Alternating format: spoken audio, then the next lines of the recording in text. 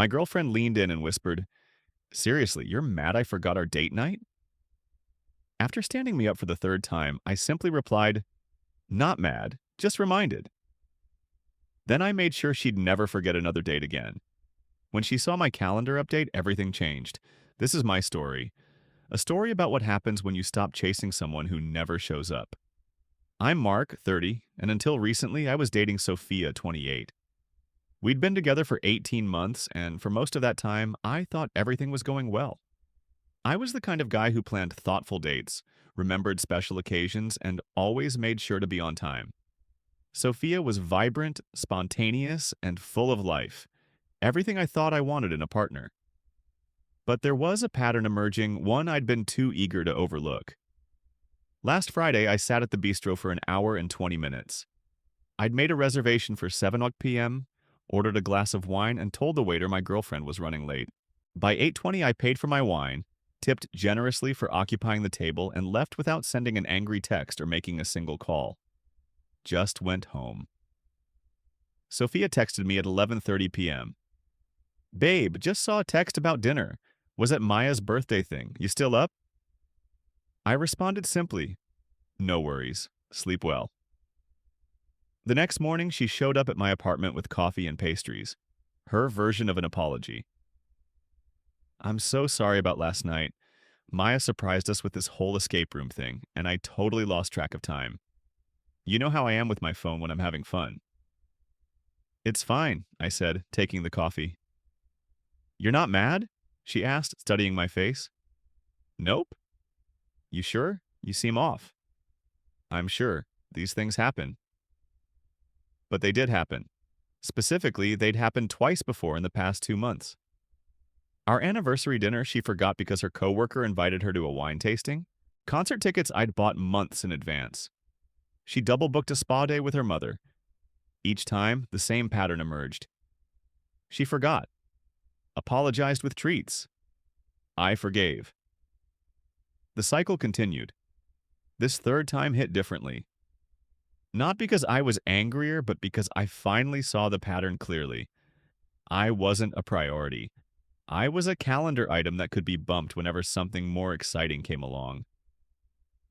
"So, we're good?" she asked, already scrolling through her phone. "Yeah, we're good." She smiled, kissed my cheek. "You're the best." "Oh, Jessica's having a thing next Friday, but I'll try to keep it short so we can hang after." Next Friday was our standing date night. It had been our tradition for over a year. Every Friday, unless discussed in advance, we had plans. Sometimes dinner, sometimes movies, occasionally just takeout at home. It was our ritual, our weekly touch point in the chaos of life. But clearly it wasn't as important to her as it was to me. "Actually," I said, "let's talk about Friday date nights." She looked up from her phone. "What about them?" "I think we should cancel them." Her face went through several expressions. "Cancel our date nights? Why?" "They don't seem to be working with your schedule. Too much pressure trying to remember them every week." "Babe, I said I was sorry. You can't punish me forever for a few mistakes." "I'm not punishing you. I'm adapting to reality. You have a busy social life. That's fine. Let's just remove the obligation." She set down her phone completely the first time that morning. "I don't want to cancel date nights. Sometimes things come up." "Things always come up for you. That's okay. Some people aren't calendar people."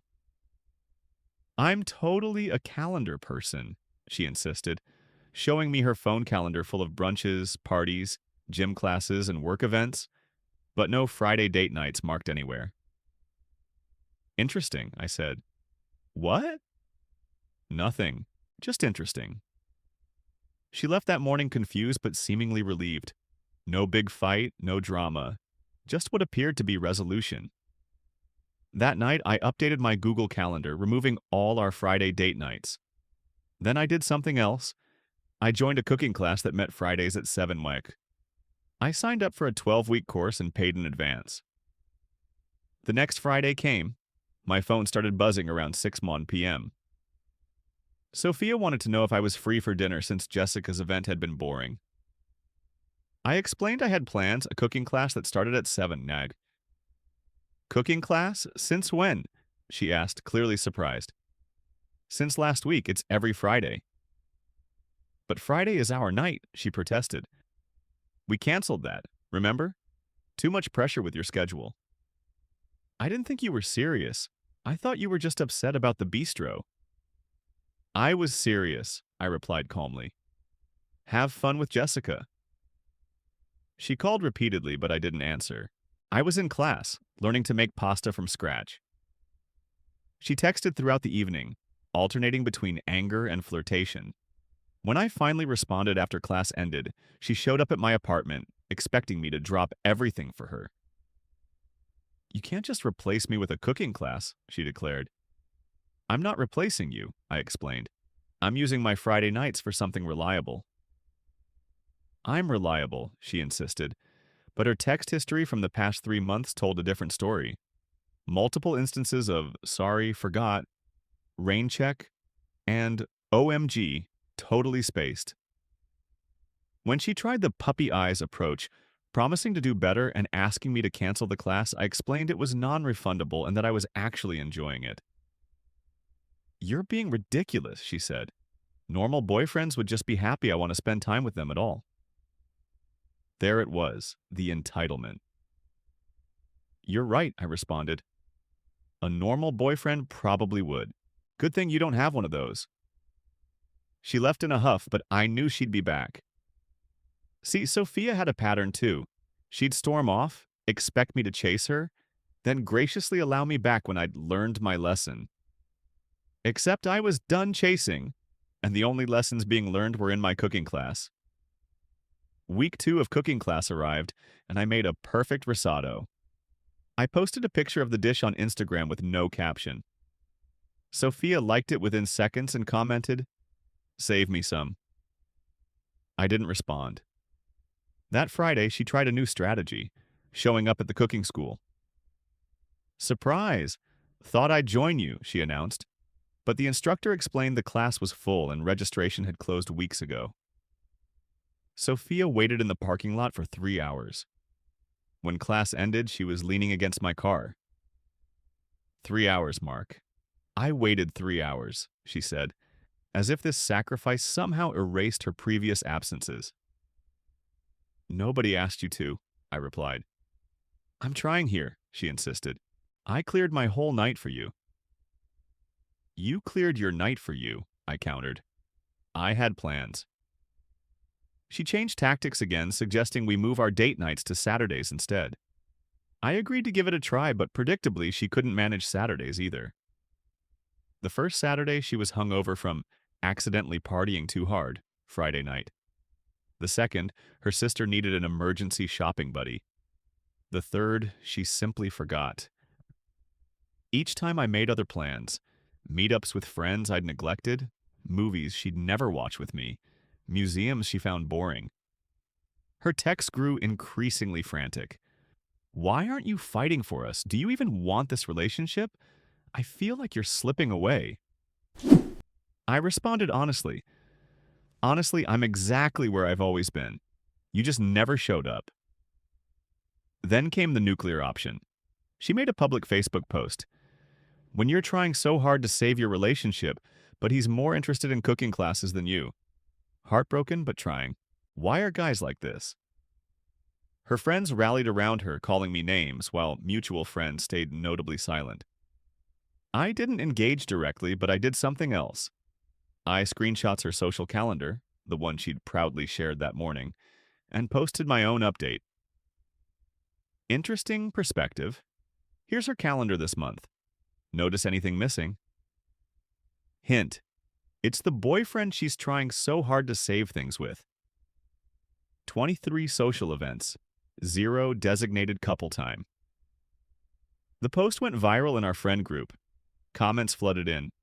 Wait, she hasn't scheduled a single date with you. Bro, I wondered why we never see you two together anymore. This is embarrassing for her. She called me screaming, "Take it down now." Why? It's your calendar, your priorities. I just shared them. You're humiliating me. No, I'm providing context. There's a difference.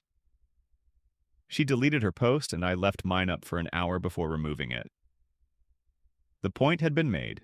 By week 6 of cooking class, I'd progressed from basic pasta to complex sauces. My Instagram was full of food photos and friends started asking for dinner invites. I began hosting small dinner parties, something I'd always wanted to do, but Sophia found boring. She wasn't invited to any of them. One Friday, as I was prepping for class, she texted, "Can we talk? Please, I'll come to you. In class 7 to 10. Free after if urgent. I'll wait." And she did, sitting on my doorstep when I got home, looking smaller than I'd ever seen her. "I missed you today," she said quietly. "Today specifically?" I asked. She nodded. "Fridays feel wrong now? Keep thinking you'll text about dinner plans." I know I messed up," she continued. I didn't think you'd actually stop trying." "Trying what?" "To make us work. You always tried so hard. Made reservations, planned dates, reminded me about things." "Yes, I did. And I got used to it. To you always being there waiting." I unlocked my door. "Want some tea?" She followed me in, looking around like she'd never seen my place. "You redecorated things," she observed. New art from the markets I'd explored solo. Cookbook collection growing. Plants she'd said would die thriving. "I keep making plans for Fridays," she said, then remembering you won't be there. "How's that feel?" "Empty. Really empty." "Yeah, I know that feeling." She looked at me then. Really looked. "You were lonely even when we were together." "Yep." "I made you lonely." I sipped my tea, neither confirming nor denying. "I scheduled you in," she said suddenly. "What?" She pulled out her phone, showing me her calendar. Every Friday was now marked Date Night with Mark, Do Not Book. 3 weeks ago, after you posted that thing. I've kept them clear, but you're never free." "I'm in class." "I know. I just thought maybe if I showed me what that you can use a calendar." "I knew you could. You scheduled 23 other things that month." She flinched. "I prioritized wrong." "You prioritized exactly what mattered to you, and that's fine. But I decided to do the same." "So, what now? We just exist separately?" "I don't know, Sophia. What do you want?" She was quiet for a long time. "I want Fridays back. I want to matter enough that you'll skip class for me." "I mattered enough to skip 23 events?" Silence. "I won't skip commitments I've made. Not for someone who couldn't remember the ones we made." She left that night without dramatics, no ultimatums. Just quiet acceptance that she'd trained me to not wait for her, and now I wouldn't. The cooking class ended at week 12. For the final class, each student prepared a full meal for guests. I invited 2 friends from my hiking group. Sophia texted that morning, "Congrats on finishing class. Proud of you." I thanked her, and when she asked what was next, I mentioned I hadn't decided. Later that day, she asked if we could do something together. Maybe Fridays? I thought about it.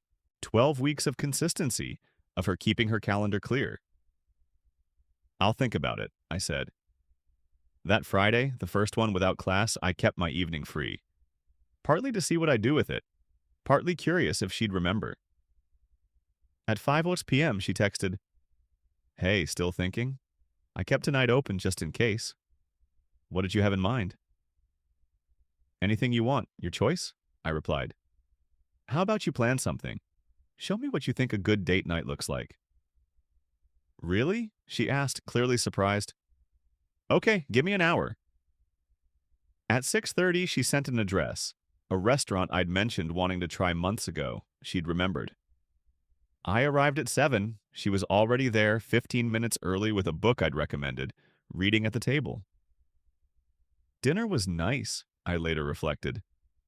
She put her phone away, actually listened when I talked about class, asked questions about what I'd learned. "So," she said over dessert, "what now?" Now we see if this was a one-time performance or an actual change, I replied. Fair. What are your terms? No terms, just consistency. Show up when you say you will. Value our time like you value brunch with the girls. I can do that. She did it for 3 weeks, then slipped. A friend's pre-birth dinner she couldn't miss. But this time she texted by Wednesday. I know Friday is ours, but Lena's doing this thing. Can we do Thursday instead? Progress. We're not back together completely. We're figuring it out. She schedules me in now properly like her other commitments. I don't wait around when she slips up. The cooking class led to a monthly supper club with friends. She comes sometimes when she remembers, when she prioritizes it. The difference is now when she doesn't show, I still eat. Looking back on this entire experience, I've come to realize that I never needed her to remember date night. I needed to remember I was worth showing up for, with or without her. She learned her lesson, not through punishment or revenge, but through experiencing exactly what she'd put me through. Looking forward to something with someone who wasn't there. And me? I learned to make a killer risotto, and that sometimes the best response to being forgotten is to become unforgettable. Not to them, but to yourself. 6 months later, Sophia is better about showing up, about an 80% success rate. I've maintained my boundaries. We don't live together, and I keep my own schedule full. It's not the relationship I originally wanted, but it's the one that actually works. Sometimes people can change. People can change, but only when they realize what they've lost, and sometimes what they've lost is the person who'd always wait for them. This experience taught me more about relationships than any self-help book ever could. It revealed a fundamental truth. You cannot build a strong relationship on one person's consistency alone. Relationships require mutual effort, mutual respect, and mutual presence. When one person consistently shows up while the other consistently disappears, the foundation crumbles. I've spoken with several relationship counselors since this experience, and they've confirmed what I intuitively learned. Healthy relationships require both partners to feel valued and prioritized. When one partner consistently feels like an afterthought, resentment builds and the relationship suffers. The counselors emphasize that boundaries aren't punitive, they're protective. They create the structure within which healthy relationships can flourish. What surprised me most was how many friends and acquaintances reached out after my social media post went viral in our circle. Several men shared similar stories of feeling like an optional extra in their relationships. Even more surprisingly, several women shared stories of partners who treated them the same way Sophia treated me. This pattern isn't gender-specific. It's a human pattern of taking for granted those who consistently show up for us. The cooking class was transformative in ways I never anticipated. Beyond learning valuable culinary skills, I discovered a community of people who valued presence and commitment. My classmates came from diverse backgrounds but shared a common trait. They showed up. Rain or shine, good mood or bad, they were there, ready to learn and connect. In that classroom, I experienced what consistent mutual effort feels like. I've also learned the importance of self-worth in relationships. For too long, I equated love with sacrifice, believing that the more I gave, the more I proved my love. But true love isn't measured by how much you're willing to tolerate. It's measured by how much you're willing to respect yourself while respecting others. Sophia's journey has been equally revealing. Through our conversations, I've learned she grew up watching her mother prioritize everyone else's needs before her own, then feeling resentful about it. She internalized the idea that being wanted meant being pursued, and that the pursuer was the one who truly cared. It took experiencing the tables turned to understand how painful it is to be the one consistently waiting. Our current relationship is built on different foundations. We communicate openly about our schedules and priorities. We check in with each other about upcoming commitments. Most importantly, we've both learned that love isn't just a feeling, it's a series of actions, choices, and commitments that require ongoing attention and care.